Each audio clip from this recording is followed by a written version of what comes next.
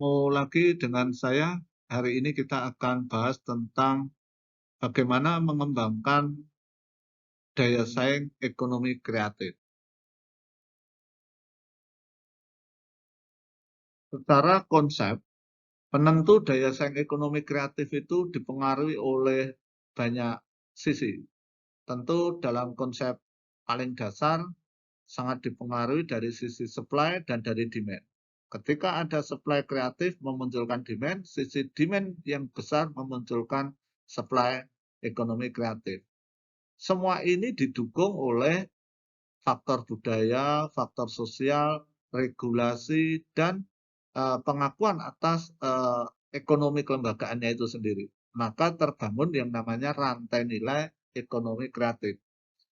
Nah, di sini perlu dukungan misalnya riset, teknologi, kemudian perlindungan atau hak cipta, itu yang penting ya. Lalu channeling pemasaran baik online maupun offline. Dan tidak kalah pentingnya lagi adalah regulasi atau kebijakan yang mendukung ekonomi kreatif itu tumbuh.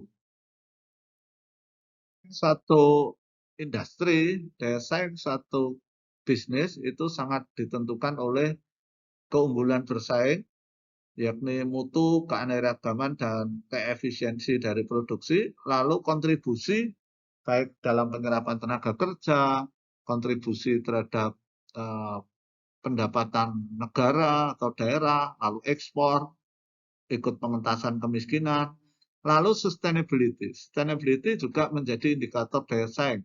Apakah dia akan tumbuh terus, ada kebaharuan, dan citra kepeloporan. Itu yang penting. Pengembangan ekonomi kreatif pasti ada tantangan-tantangan yang itu harus dijawab dengan kebijakan. Tantangan yang pertama itu secara makro, data tentang ekonomi kreatif itu masih terbatas. Yang kedua, kegiatan ekonomi kreatif itu masih perlu rantai nilai yang lebih utuh lagi yang mendorong kreasi, produksi, dan distribusi. Diperlukan pengembangan sumber daya manusia di perguruan tinggi yang harusnya tetap nyambung lah dengan industri kreatif, menjadi peluang kerja untuk peningkatan kesejahteraan, maka diperlukan penanganan ekonomi kreatif ini secara sistematis dengan mengembangkan kebijakan seperti perizinan, investasi, perlindungan hak cipta yang berpihak pada pelaku ekonomi kreatif.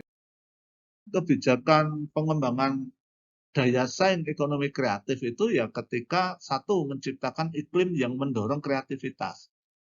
Di banyak spot didirikan pusat kreasi, kemudian supporting eh, apa teknologi informasi, kemudian kita ada program-program pengakuan atas prestasi dan kepeloporan, perlindungan hak cipta, gitu ya. Lalu mengembangkan kapasitas penciptaan nilai kreatif, mengintegrasikan antara seni, bisnis, dan teknologi itu penting. Lalu pengembangan lembaga pendidikan agar mendorong yang bisnis kreatifnya, lalu layanan investasi yang baik, akses modal, dan perlindungan terhadap karir di pekerja ekonomi kreatif. Tentu arah kebijakan yang penting juga adalah meningkatkan kontribusi dari ekonomi kreatif itu bisa dalam bentuk ekspor, kemudian pengembangan pasar kreatifnya, dan promosi-promosi. Intinya adalah scale up itu sangat ditentukan juga dengan pasar dari produk ekonomi kreatif.